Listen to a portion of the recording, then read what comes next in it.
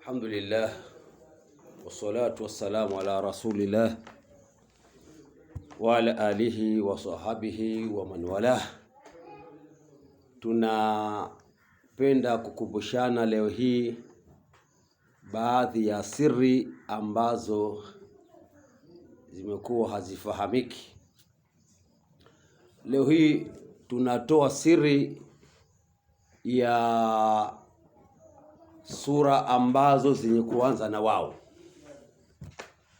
Kwenye Qur'ani kuna sura zinaanza na alifu, kuna sura zinaanza na be, kuna sura zinaanza na herufi mbalimbali katika Qur'an. Leo hii tunatoa faida ya sura ambazo zinaanza kwa herufi wao. Wao ni miongoni mwa herufi za kiapo. Kuna be, te na wao. Wallahi wa billahi wa tallahi. Kwa hiyo kuna sura ambazo zimeanza na wao. Watu wa ilmu umetueleza hizi sura ambazo zinaanzia na wao zina siri kubwa sana ndani yake. Kama mtu anaumwa ugonjwa unaosababishwa na uchawi, basi msomee sura hizi ambazo zenye kuanza na wao.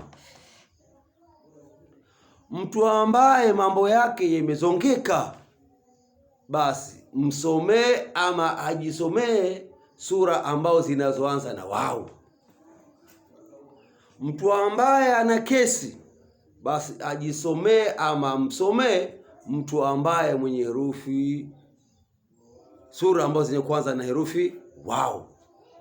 Mtu ambaye anataka madaraka, anagombania jambo na mwenziwe apate ushindi, basi asome sura zenye kuanzia na wao. Na sura hizo wataalamu wamezizungumza hapa.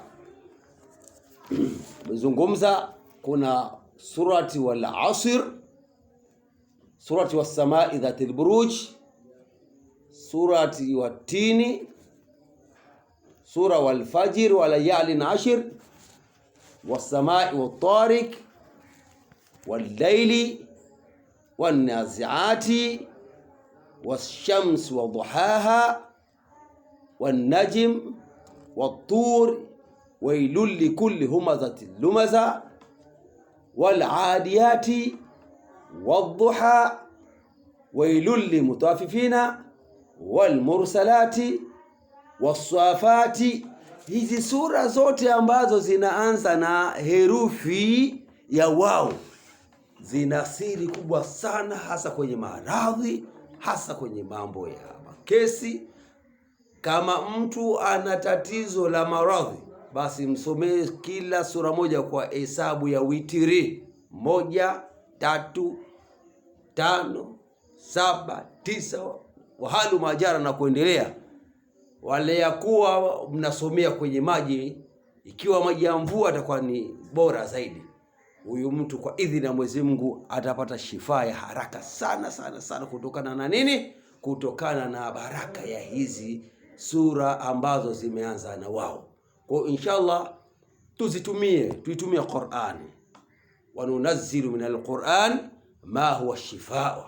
Kwenye Qur'ani kuna tiba, shifa ndio inapatikana kwenye njia kake. Kwa hiyo wenye maradhi basi wawasomee wagonjwa sura hizi, wenye matatizo basi wawasomee watu sura hizi.